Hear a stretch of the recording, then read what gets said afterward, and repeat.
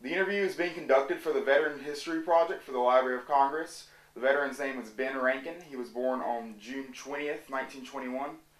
That's correct. Yeah.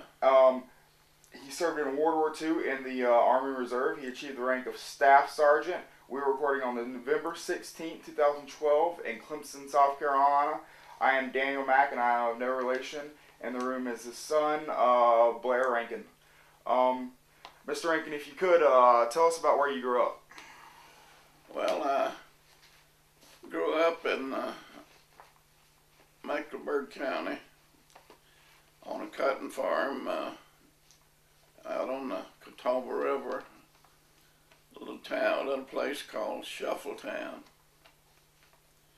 And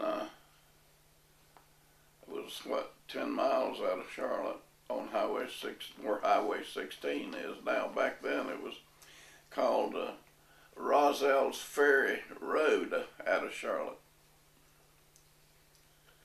And I don't know what else. What would have been like? What was it like growing up in 1921, in the 1920s and 1930s? Well, it was bad. Starting in 1929, that's when the Depression started. When the banks closed, a lot of people went bankrupt. And people think we in bad shape now, but things were a lot worse then than they are now. Back then, very few people even had cars. My family didn't have a car. And we had lived on the farm, had plenty to eat, but we ate a lot of cornmeal mush and fatback gravy. But that pulled us through. My mother, she worked for a battery company during that time, and my daddy farmed. I don't know. What else? Would you what year did you finish secondary school and go to college? I finished back then. We'd only had 11 grades, and I finished at a little Mecklenburg County school called Long Creek in 1938. And then I went to Charlotte to 12th grade, finished 12th grade in Charlotte, and then went to NC State in 1939. What'd you go to NC State to get? What were you going to get at NC State? And did you join Army ROTC your first year? What degree were you getting? What degree were you getting from? I was in a chemical engineering degree.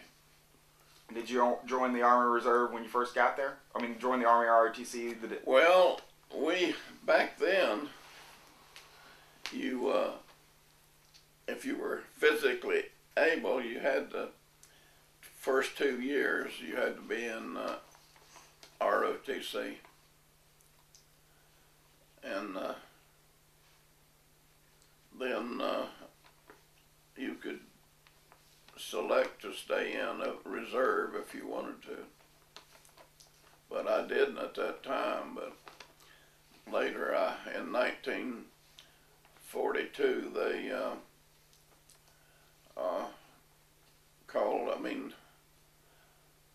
they asked us to join the Enlisted Reserve, and I joined, and they told us we could stay in school until we finished. But they called us up in April '43, and I was sent to Fort Bragg, North Carolina, and then from there we was at Fort Bragg, I don't know, about a month or two, and then sent us down to Camp Wheeler. That was a training camp down in Georgia. I remember coming through Clemson on the train. First time I'd ever been to Clemson. Did you stop here or did you pass through?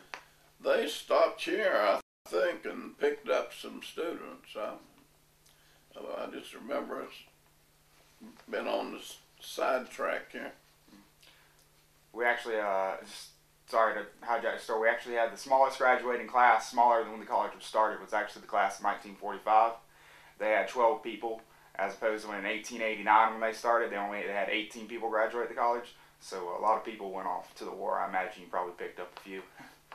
But where were you when you first heard the news about Pearl Harbor? Where what? When you first heard about Pearl Harbor being attacked? Pearl Harbor. Over the radio in 1941. I was at home at that time. I actually went to school for 2 years, then I dropped out and I was working. And I was had a student from Georgia Tech that was working with me, and he'd never been to NC State. And we were heading up to NC State that morning and driving and heard about the attack on Pearl Harbor. Now, you when you went down to Wheeler, Georgia, what was basic training like? It was right much hell. Well, they put us through. I don't know. Must have been about 8 or 10 weeks, I guess. We got there and what was it? I don't know. 42 for Bragg. It's been in around and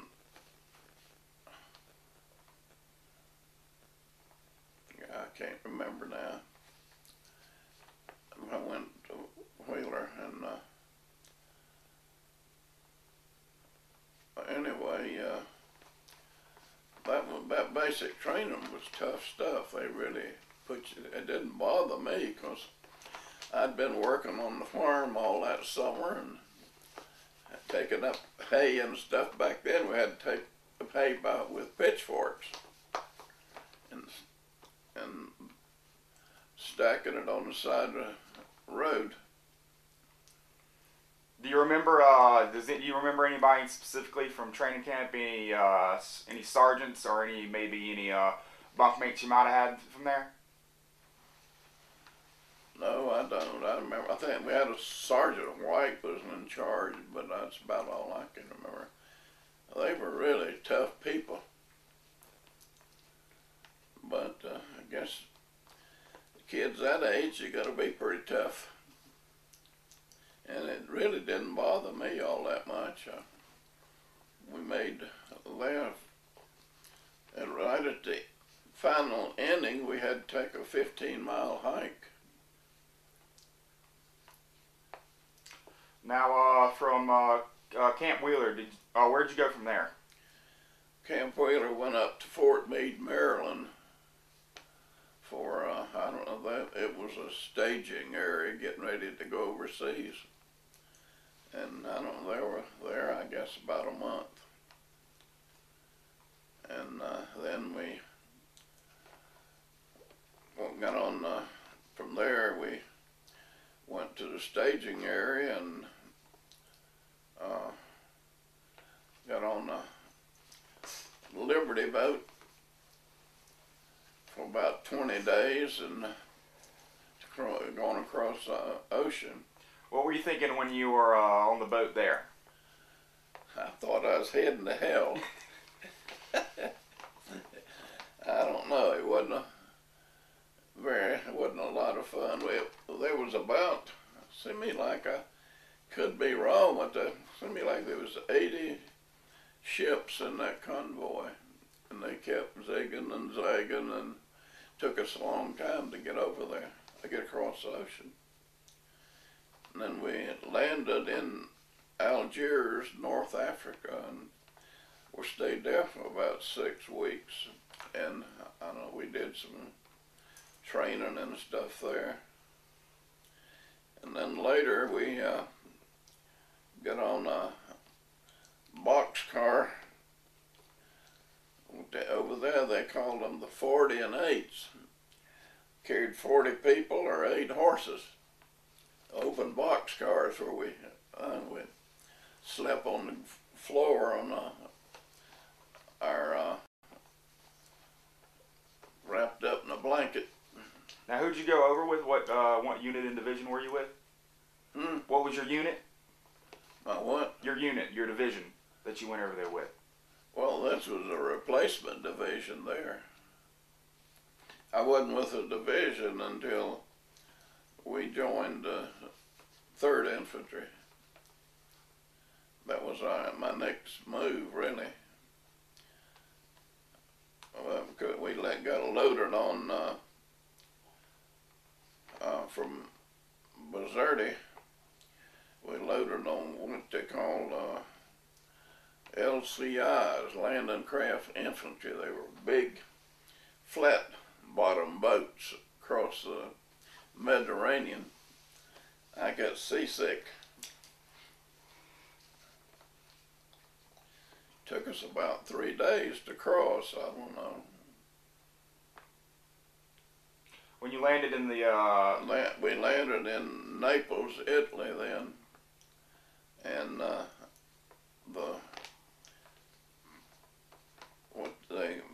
our 3rd Infantry Division at that time, on November the 3rd, November 43, Thanksgiving Day was the day that I joined the 3rd Infantry Division, and they had just pulled off of Mount Rotunda. The Mount Rotunda is where the 3rd Division was up there, and they got relieved by somebody. I think it was the 45th Division or something. And we pulled back and went back down to Naples and trained make an amphibious landing in Anzio. That was along on the coast of Italy. I got a map here somewhere. And we remember the exact date that we landed on Anzio, but anyway, we landed there, and we didn't hit any resistance. So we were inside up next day sometime, and the Germans were in a little mountain region above us, and during the day you couldn't get out of your foxhole or they'd shoot at you. So we pretty well got pinned down there and tried to make some strides, and then finally they made the breakthrough in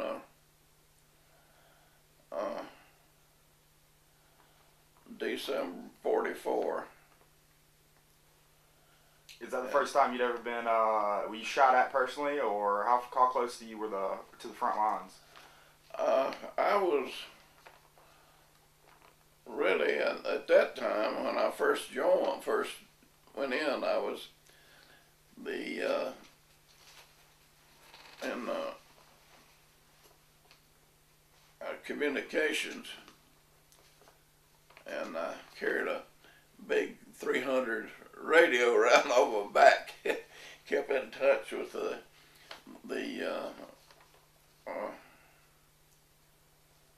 regiment. And I remember one time I got an antenna got shot off of my radio. How'd it work after that? I don't know. I had to clean my britches. No, that was pretty rough. I was lucky though. I never had never really had to shoot anybody. Were you trained to make artillery strikes, or were you just made to pass along commands? With the radio, were you mainly just passing along commands to up, or were you trained to make any artillery strikes? Or Yeah. Oh yeah, we had that and called in tanks and different things. Then when we went into Rome, on the way to Rome, our supply sergeant got killed, and wound up out, and we lost a bunch of people, and I wound up as first sergeant. I promoted myself to staff sergeant to the units?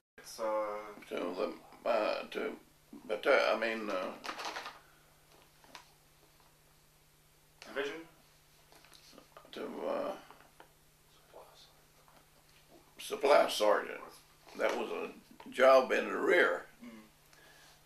So, although you can get killed, our supply sergeant got killed. He got strafed got killed in a Jeep on the way up. I had just gotten off of the Jeep. Were you on the same Jeep that got strafed? Yeah. What was what was your thinking after? Did you see it happen, or did you turn around and it ducked cover and went?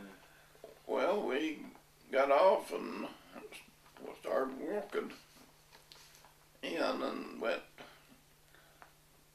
jumped back into the troops and went on into Rome the next day. And Rome fell, and that's when Italy. That was when Rome fell. Italy gave in then, and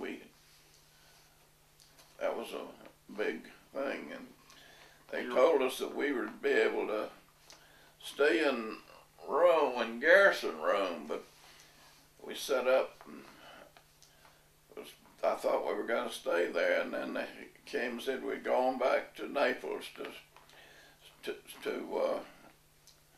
trained for the landing in southern France.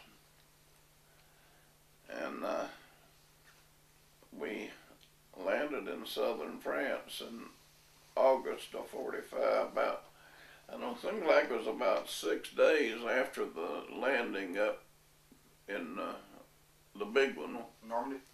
Yeah. And we came up through France and Belgium and Germany, and this was when we got attached to Patton. And then we went across Germany to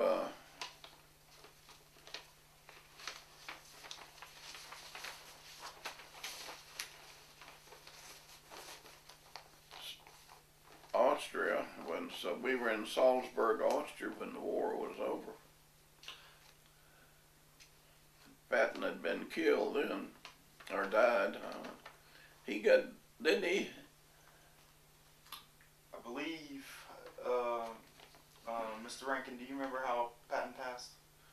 It was something related to, might have been a stomach ulcer or maybe those. And then from there we came back to town called Kessel, Germany for garrison. That was not too far from Frankfurt, and it was a town that was just absolutely flat, and there wasn't any buildings left. What did you think when you saw that whole town leveled out by water? Well, I saw a lot of that before then. In fact, after we started following, got attached to Patton and started moving across Germany. Well, that's when the Germans started giving up, and there'd just be big hundreds of people, Germans, marching back toward uh, the Would they march towards you to give up, or they were given up by then, and yeah. Did the U.S. Air Corps, were they dropping pamphlets saying the war was over, or were they if they had little pieces of paper when they walked up saying that the war was over, or I can't remember how it happened, but we were in Kessel, Germany. That's where Hitler's underground camp was. Is that where he was? Yeah, we went there while we were in Kessel, and after the war was over, and went to see his place. He had really a motel under the ground. Well, what was in there? Talk about that. Hmm? Tell me about what was in there. What you saw inside of the. Did you get to go into the bunker? Yeah. Talk about that, please, sir. I don't know. It was just a place to live down under the ground, way down. I don't know. What did it look like from the outside? Was it disguised any, or? No, it was disguised. You wouldn't know it was there until you went down several stories down under the earth. How big was the just the general living area inside of the bunker? Was it? It was, I don't know, about double the size of this place. He had a lot of people down there at one time. Now,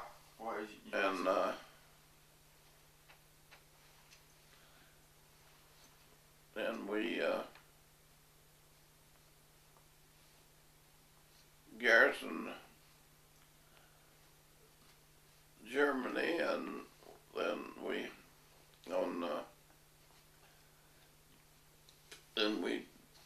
when our name came up, my name came up twice, and they got when I joined the Enlisted Reserve, they gave me time for that, and I was heading home, got ready to get on the boat, and they marked my name off, and they sent me back for about another couple months. So I had to try it again, and that time we went from Frankfurt, Germany, we were I believe there's something like 500 or 600 troops on a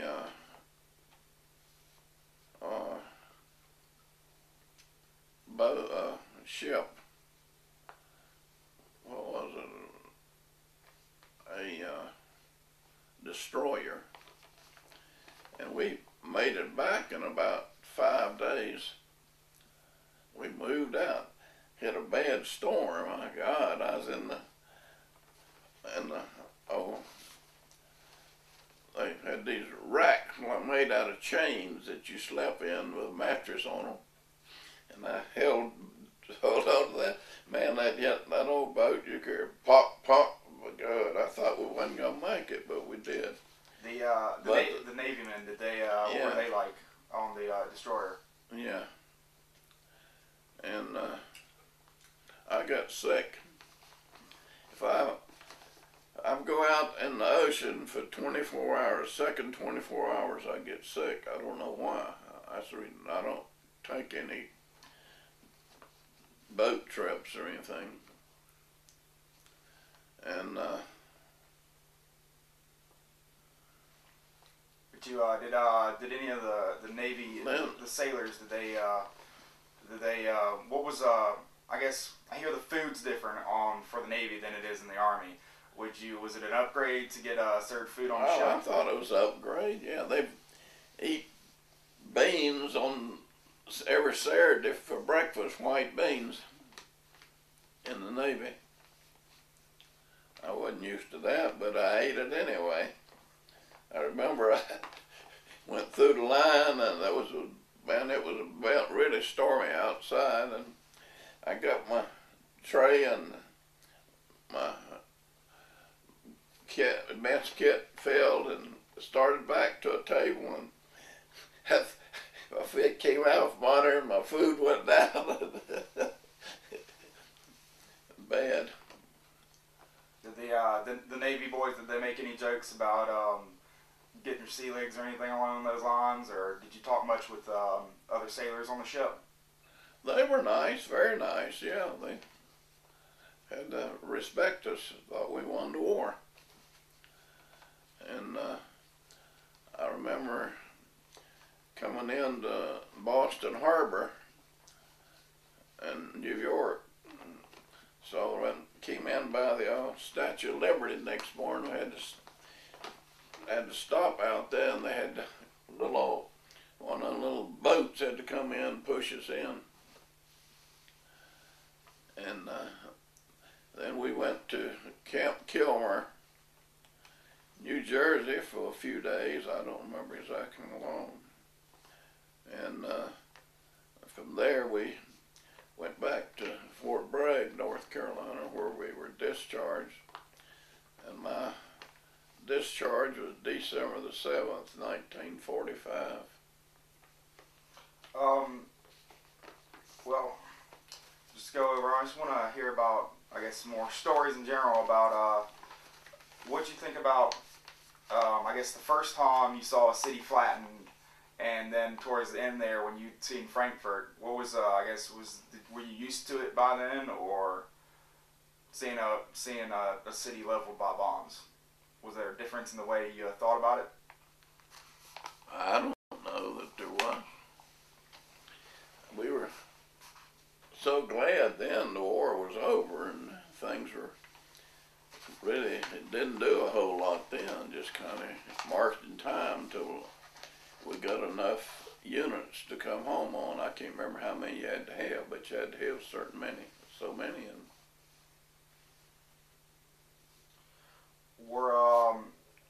what about any friends you made in the Army?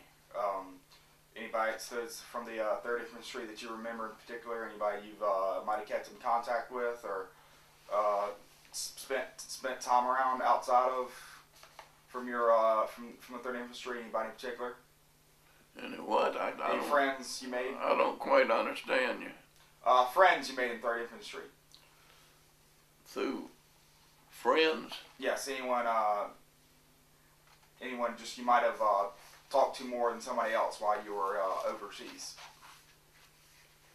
I don't know. One's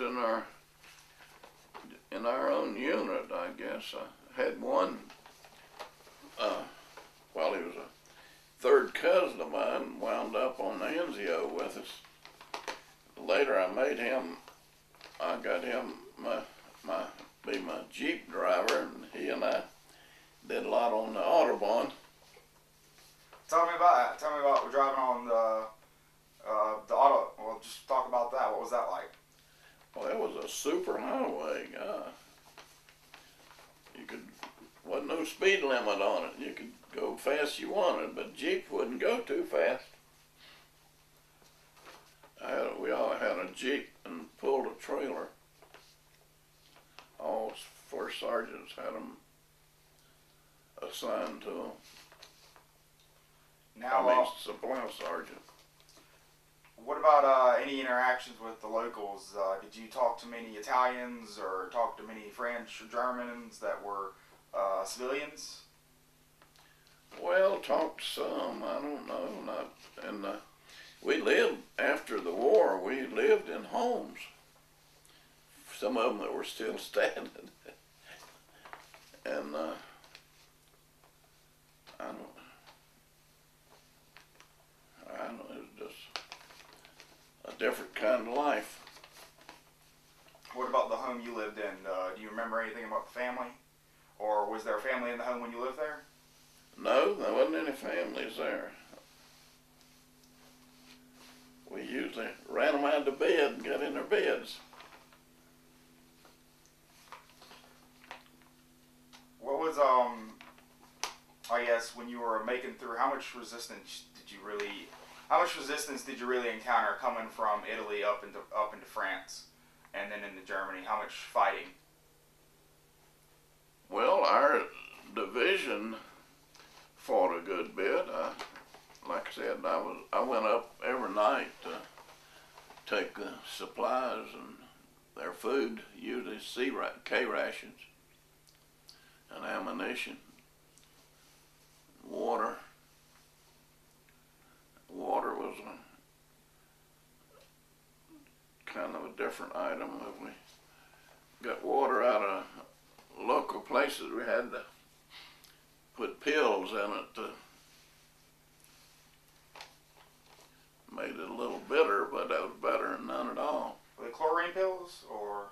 Yeah. Did you I guess how many said you were in charge of supplies? How many men were you responsible for supplying when you were? I think it was about 160. And you say every night. So what would full troops, but we never were completely full. If we go into battle, we'd lose 25, 30 people sometimes. Did you what was your daily routine like as a supply sergeant? Daily routine? Just walk me through a day. Well, we'd go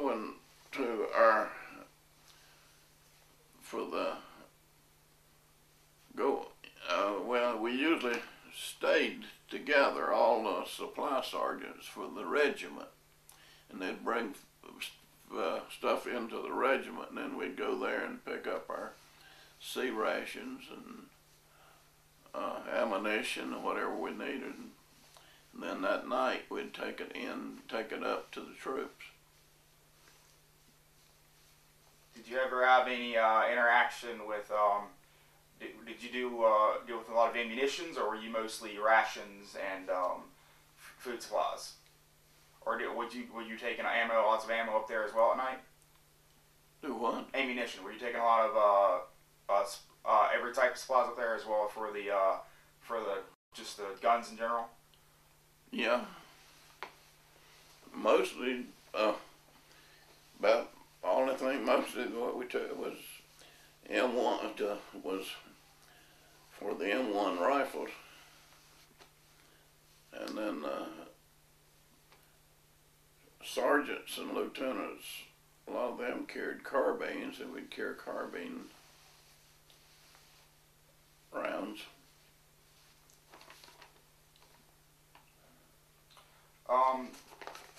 When you were when you were in Rome, did you get to walk around Rome much, or was it how much of the city did you get to see? What? When you were in Rome, how much of the city did you get to see? In when Rome? You were in Rome? Mm-hmm. Yeah, we went all over. I went to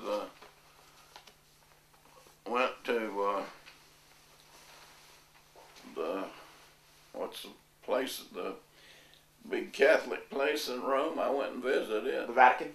Vatican, yeah. Were there any, did you have a favorite place, just as far as site-wise, scene-wise, that you, when you were in Europe? Yeah. You mean in Rome and... Well, just anywhere, or is there any place that stands out to you? I guess France. Went to the Eiffel Tower, and the blaze is still burning over there from the First World War. And